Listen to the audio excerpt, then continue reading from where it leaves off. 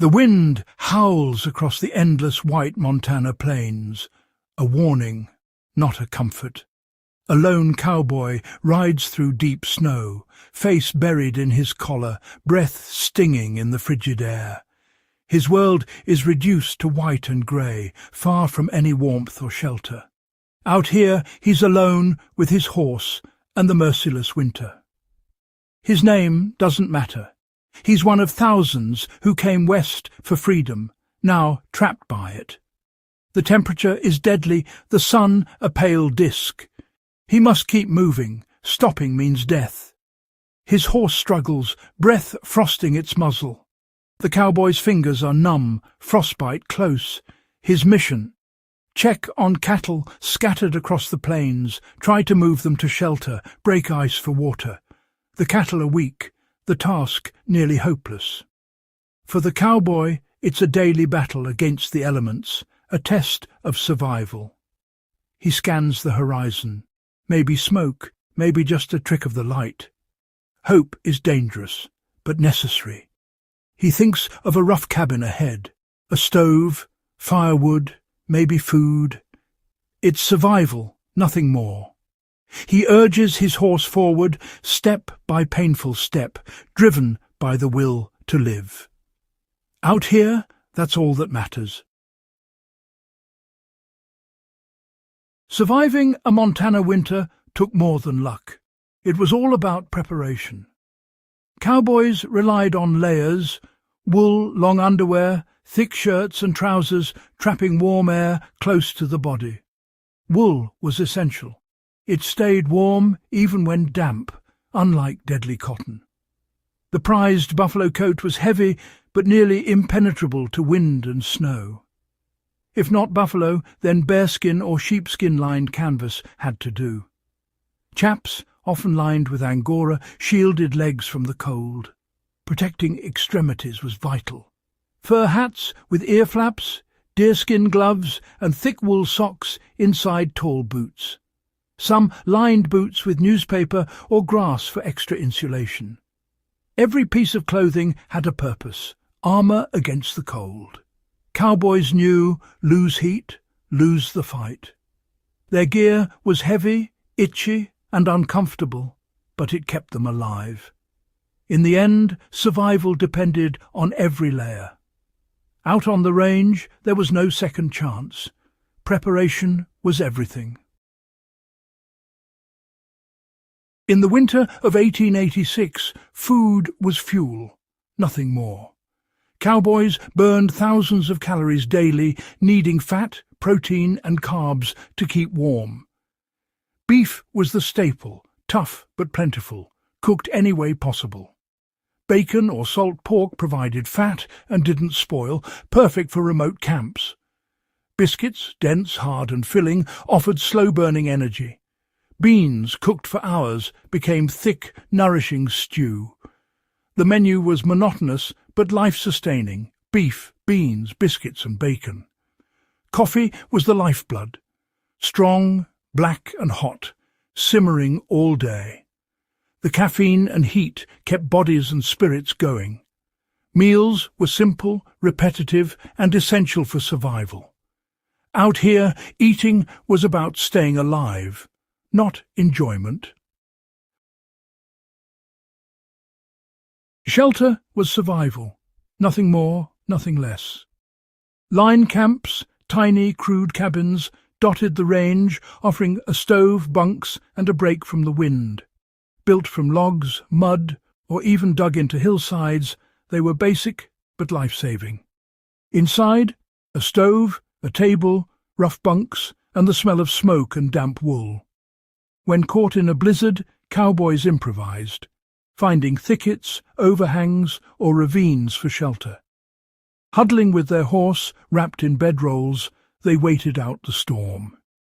The horse's body heat could mean the difference between life and death. The greatest danger was getting lost in a whiteout, sometimes just yards from safety. Experienced cowboys knew stop, shelter, and wait. Wandering meant death. Shelter was never comfortable, but it was a fortress against the storm. Out here, survival meant making do with whatever you could find. The line camp was hope in a world of snow. After a day in the cold, warmth at night was a rare luxury. The line camp stove was the heart of survival, but it needed constant tending.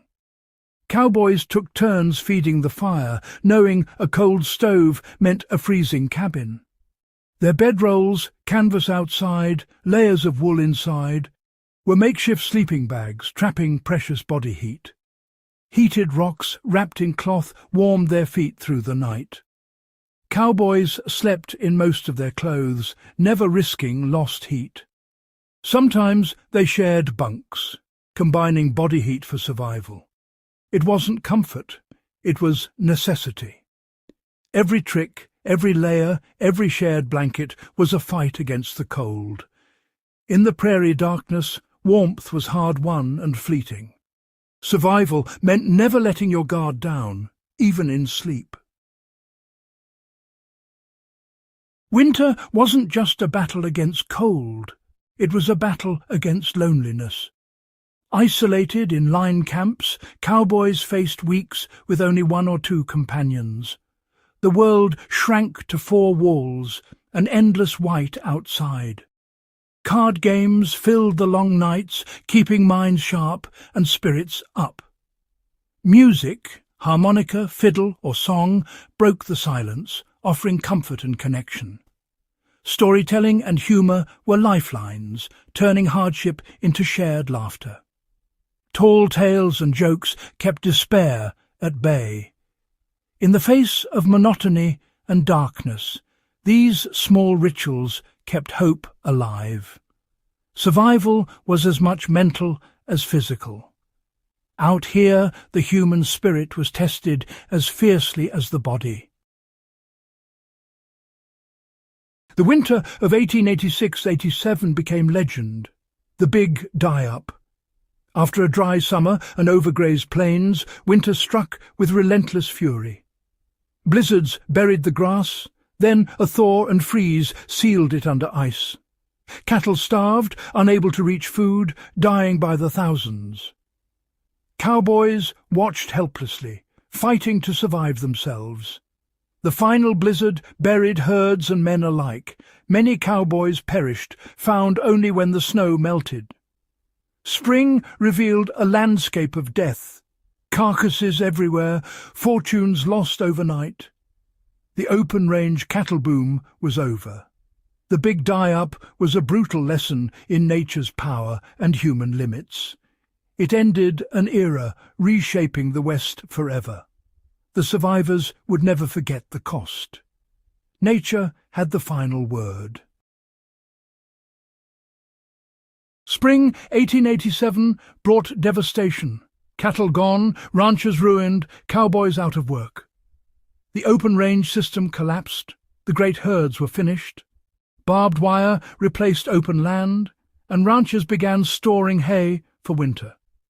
Ranching became smaller, more scientific, less romantic. Cowboys' lives changed. No more long drives, just fence mending and hay work. Many left the profession, seeking new lives as farmers, miners, or townsfolk. The freedom of the open range was gone, replaced by boundaries and routine. The cowboy became a ranch hand, his legend fading. The big die-up didn't just kill cattle, it ended an era. The West was transformed, and so was the cowboy's place in it. Change was inevitable, and survival meant adapting. The old world was gone for good. The cowboy's story is more than history. It's a lesson for us all. Preparation was their first defense. They survived by planning, not luck. Their resilience in hardship, physical and mental, shows the strength of the human spirit. Humour, music and companionship kept hope alive in the darkest times. Community and cooperation were essential. No one survived alone. Their disaster was a warning about respecting nature's limits. Greed and overuse led to catastrophe, a lesson still relevant today. We are part of nature, not its masters. The cowboys remind us, prepare, endure, and work together. Their story is a call to face our own challenges with humility and strength. The past offers wisdom for the future. In hardship, we find our true character. The spirit of the winter cowboy endures if we choose to learn from it.